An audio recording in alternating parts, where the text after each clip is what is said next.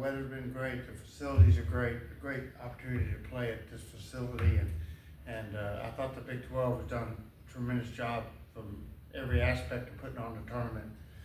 For our kids, the playing conditions were ideal, and I thought it's a really good tournament with competition. You know, that's the one thing that stood out to me all week. I always thought that, you know, the postseason tournament and the conference play has prepared us, I think, so much better for the NCAA tournament here in the Big 12, and to play the type of competition we played this week in our 3 games here with Baylor and Arizona State and Arizona. Just really puts us in a great position going into the regional next week. Can't say enough about my players. You know, Mihya, I remember, you know, telling her I couldn't wait for, you know, the country to see her play in a Power 5 program or Power 4 program. I knew when Mihya Davis got the national attention playing alongside of Canady, I knew the world was going to discover a great player, because I've been watching it for the last 3 years. And you know, and when I say I believe Mihya Davis is the best center fielder and the best leadoff hitter in the country, I absolutely mean that. She's that good, and the world's got to see her the softball world's got to see her this spring. And so that's been fun. She's been great all year. Another big hit today. And then Najaree, obviously, you know, everyone knows already she's a great softball player, and I just always make a point to talk about how hard she works in practice now, how studious she is of the game, how disciplined she is of the game, to go into practice every day and try to come out of it 1% better, which is not easy to do when you're playing at such a high level. But then this week, it was really fun to see her really compete. And I think that this is probably the first week I saw her play where she was healthy. And that's what, you look at her ERA and you realize what she's done this spring, and then if you know the behind the scenes, what she's went through, and how few practices she was able to have in the bullpen. You know, and people ask me, how about her innings? Don't worry about her innings. She's not even pitched this spring, except in games. And I think she's so strong and ready to go in the postseason. And the performance, to get to see her dominate in the circle the way she dominated this week was really eye-opening to me as a coach. And you know, we know her greatness, but it was very visible, very evident. And I felt like once I got 4-0, I felt so confident. And you only do that when you have a great arm in the circle. So I can't say enough about Najaree. And then I'm super pleased, of course, with her bat. And that was a personal goal that we had, that, you know, to work on her hitting. And, you know, you look down here and she's hitting over 300. And she's got so many clutch RBIs for us this year. And then she did a lot of that with about 5 weeks there where we weren't able to hit a whole lot. So I just can't say enough about Najaree. But then the rest of the team, the way they all stepped up and become team players and tough-minded. You know, we became a tough-minded team. You go back to the first third of the season, we led the country in errors, I think. I mean, our fielding percentage got down as low as 950, 953, and we were making error after error after error. But then if you get to Big 12 play, we went through, and I believe our fielding percentage is somewhere like a ridiculous 986. You got a freshman like Haley Tony who hasn't made an error in a Big 12 game this year. That's just absolutely amazing. Bailey did a tremendous job at third base. And then that's the freshman, then you got the senior like Demi Elder getting to play in a Big 12 championship game and go through all the things she's went through with all the coaching changes in her career and stuck with Texas Tech and give us a chance to coach her this year. That was really fun to see. So it was a lot of things in the week. As far as the actual softball, I thought when we come to this tournament, we had a chance to have the committee look at us, and I thought we had a chance to speak to the committee through our play. And I wanted to be 4 games. Like, I wanted to shut out today. I didn't want one run. I wanted to shut out. And I thought we dominated. I thought we were a dominating team on the field, in the field of play. And so I feel really good about where we stand. I think we've won 22 out of the last 25. Do you know, Shelby? That's right. It's something like that, where we won 22 out of 25 down the stretch. And the last probably 25% of those games now we've had Najaree close to 100%, and now she is 100% this week, I believe, going into postseason play. I think we've got a really good resume, and I can't wait to see where we end up. Nigel, what is this, your journey here is well documented, obviously coming from Stanford and then coming here and having this opportunity. What does this mean to you at this moment to win this championship? I know there's other championships you want to win, but this moment right now, what does it mean to you given what all you came through? Yeah, it's everything. Just to be able to see the work this team's put in, and this fall was a grind and this winter was a grind, but we all need to prepare us for this moment. Like moments like these. So it's nice to see all the hard work paying off. Naja, hoisting up that belt, just talk about the emotions of, you see the confetti flying, you're holding up that belt, just talk about what all of the emotions felt like. Yeah, it's honestly anything you could have ever dreamed of. Just not only being able to win the regular season, but the tournament too. I mean, this, especially it being in Oklahoma City, it's just a dream come true to be able to hold the trophy.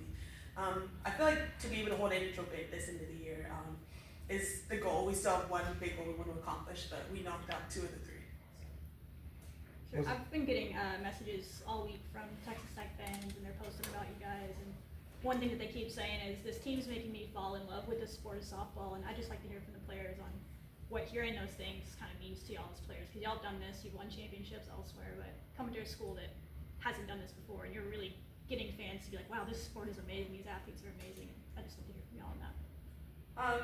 I feel like softball is just really big in Texas, but not so much Lubbock. So I feel like just being able to bring a lot of energy and just love to softball in Lubbock's been really fun. And just be able to see girls. I feel like every game we have like a team of the day at Lubbock, and just be able to bring that to Rocky Johnson's fun. I agree with everything she said. For both players, starting with you, Mihya, you both know Gerry, decided to play for Gerry. What is it about Gerry that y'all love playing for Coach? He's just like a grandpa, really. Not like the fact that he's old, just like, he just cares about you as a person. It's like way deeper than softball. It's not just, he doesn't just see you as like a player. He just like, you're his family, but at the same time, he'll get on you. Actually, I remember before I committed to Tech, I texted Maya and I was just asking him a little bit about. I was asking her a little bit about Coach Glasco, and I remember that one of the first things she says is he wants to win, and I've definitely seen that, and I love playing for him. How much because you guys both have transferred, how helpful has it been for each of you to have the other to help you get acclimated, comfortable, and obviously you're not just here, but you're in leadership roles for this team. It's unusual for somebody to transfer in and then have a leadership role. But how have you guys helped each other make this work? I feel like that's been, especially coming in the fall, I feel like that was one of the hardest parts, just having like so many moving pieces, and we came in only having 3 returners. So just I feel like one of the first things we had to do was just like establish the team culture and just kind of rely on Demi a lot. So I know she did, she had to do a lot with just not only like figuring out where classes are and things like that, but just trying to help the underclass because we had so many moving pieces. But I feel like as we spent more time with each other, it all blended together.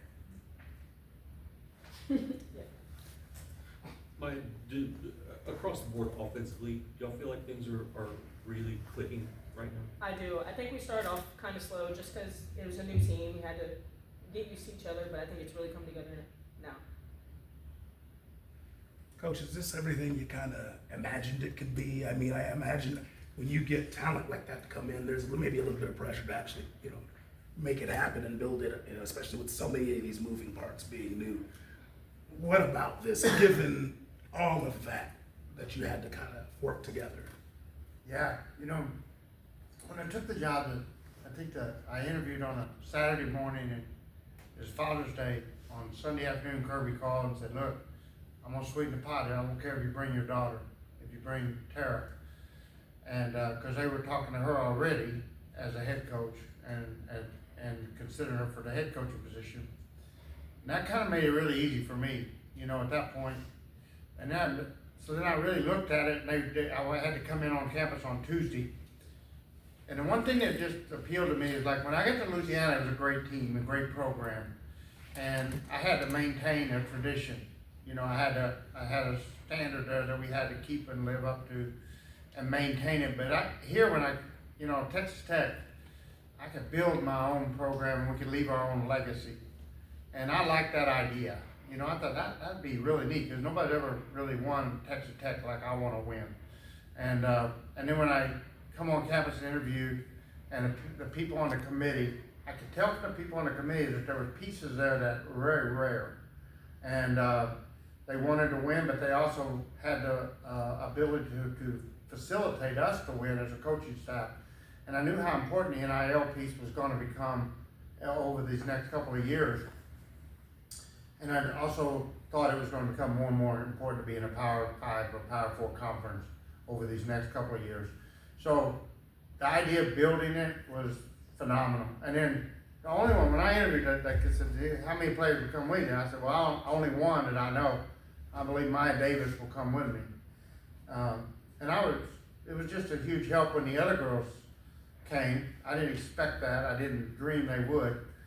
But that gave us a comfort zone there.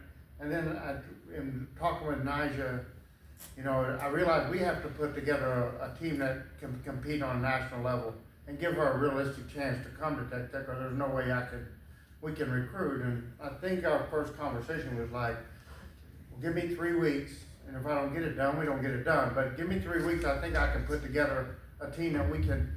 And what I liked is, she said, I don't want it to be easy. I want it to be, I'm not taking the easy road. I want to take the hard road, but it's got to be a realistic road. There has to be a realistic path to get to the World Series. So I knew then, like, okay, we got a legit shot. And she wanted to make a mark. So that was similar to me. I wanted to go somewhere to make a mark. And I think that it's a really unique opportunity. And it made it really neat when we put all the upperclassmen together as transfers to come in with Demi and Logan and Reagan. But then the freshman class turned out to be really special too. There's some really good freshmen, and it just, everything's worked and fit together really well. You know, I saw the stories about, you know, you being in the portal and everybody was like, oh my goodness, you know, where is this superstar going to end up? And then you started seeing, I don't know, numbers and different things, and then you realize, okay, so she had a chance to do something that almost never happens in the sport of softball or any sport, where the best player in any sport moves, okay? And you have like a deal that nobody else has ever had. How much pressure did that put on you? And how have you handled it? And who's helped you handle it? Yeah, so I definitely feel like there were a lot of things said about the whole entire thing, and of course like media and stuff, but I feel like that definitely added just a weight to the situation. But actually something my dad said, I remember he messaged me one day, and I've just been trying to rely on God a lot, and I remember my dad said like the Lord wanted to give me something if he didn't think I could handle it, and if he didn't think I could just handle all the pressures. So and honestly, and I got through it. There were days where it honestly was very hard, just looking back and seeing what a lot of things were said. But yeah, looking back on it now, I honestly all glory to him, because I don't think I would have gone through it. But yeah. So how does it feel now when you've gone through so much of it? You're not all the way where you're trying to get to, but you know, when somebody makes a commitment to you like that, obviously there's pressure to get results. But here you are with a championship belt. You know, how does that feel when you consider the pressure that leads up to this? Yeah, I feel like it was all worth it. There's no place I'd rather be right now than at with Texas Tech, and just being able to win the regular season and the conference tournament means everything. Mihya, today was, you know, you were from the Pac-12, Arizona from the Pac-12. How much did those years in the Pac-12 prepare you? Because we see, you know, UCLA still doing great in Big Ten, Arizona here, how'd that help you? Yeah, I feel like the Pac-12, it was just good softball around. Like there was never a weekend off. Same with being here. So just being able to play in two really good conferences means a lot. It's definitely shaped me.